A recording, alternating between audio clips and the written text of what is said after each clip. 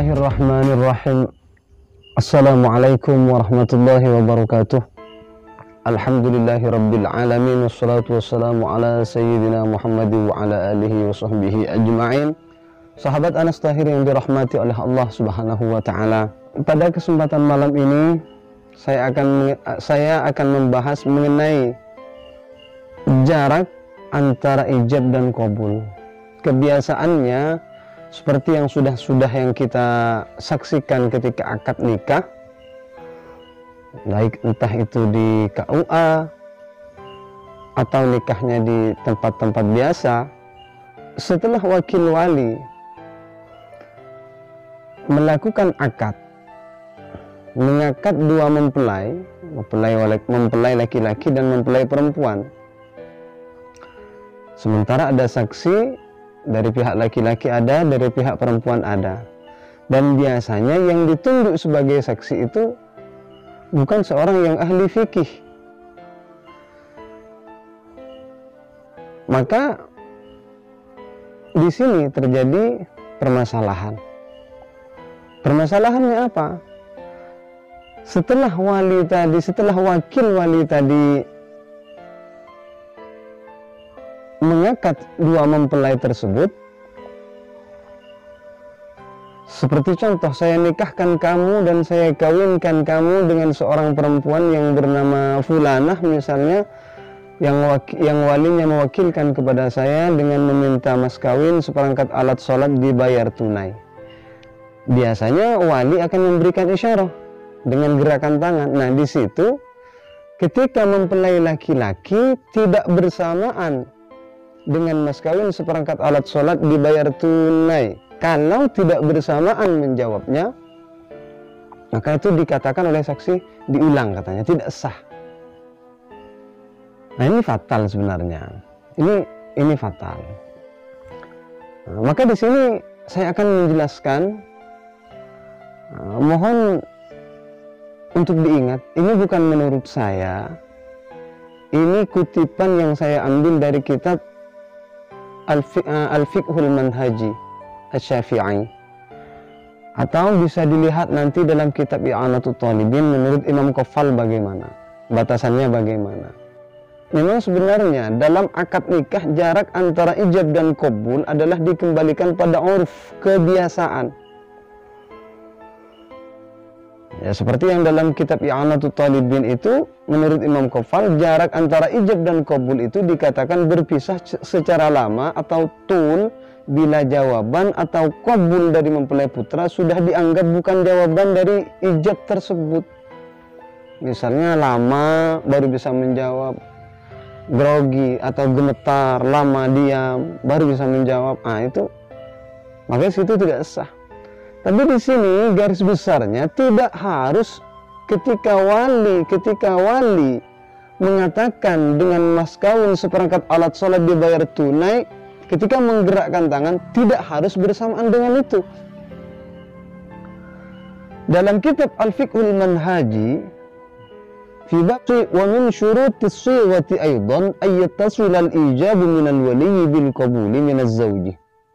Syarat-syarat dari sifatnya ijab qabul itu ayat tasulal ijabu minal wali bil qabuli minaz zawji, harus bersambung ijabnya dari wali dengan diterima dari sang mempelai laki-laki itu. Bersambung itu yang dimaksud. Nah, di sini permasalahannya bersambung itu seperti apa?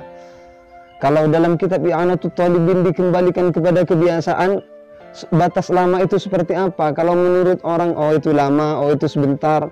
Itu kalau menurut Imam Qaffal seperti itu, dikembalikan pada uruf, pada kebiasaan. Lama batasnya seperti apa, sebentar batasnya seperti apa. Dalam kitab Al-Fiqhul Manhaji, contohnya falau qala wali zaujati, maka ketika si wali tadi berkata, zawwajtuka binati, saya nikahkan engkau dengan putri saya.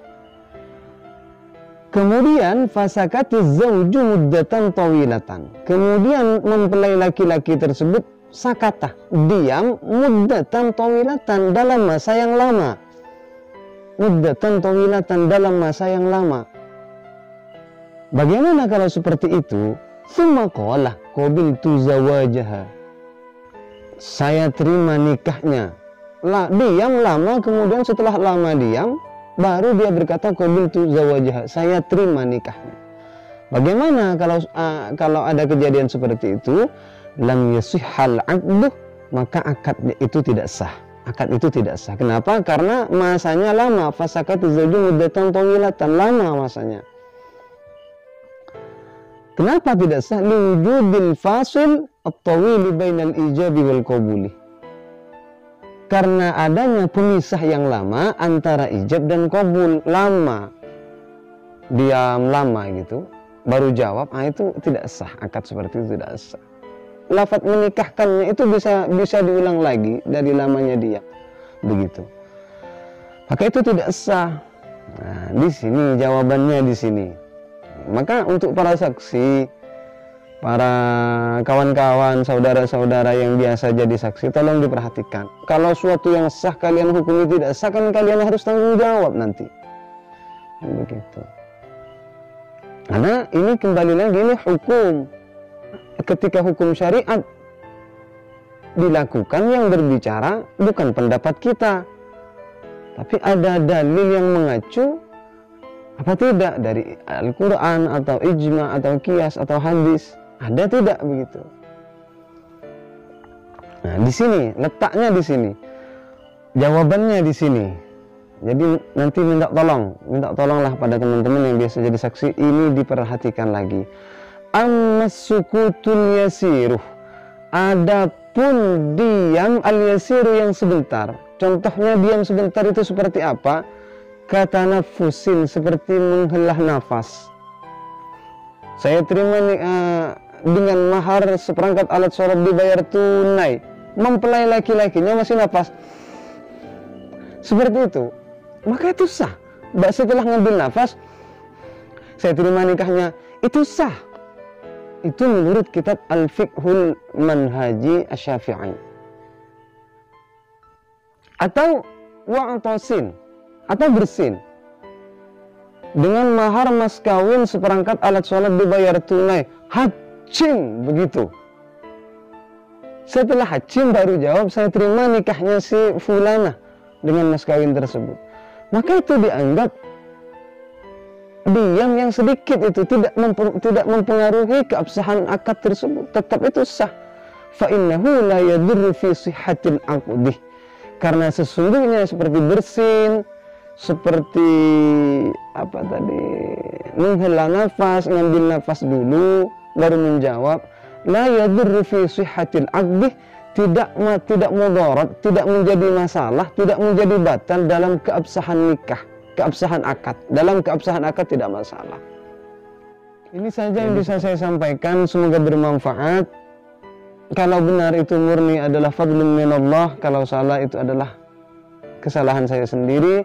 Semoga apa yang telah saya sampaikan, kutipan yang saya sampaikan dari kitab Al-Minhaji juga dalam kitab I'anatul Talibin ini bisa bermanfaat untuk saudara-saudara saya, untuk teman-teman saya seiman dan seakidah.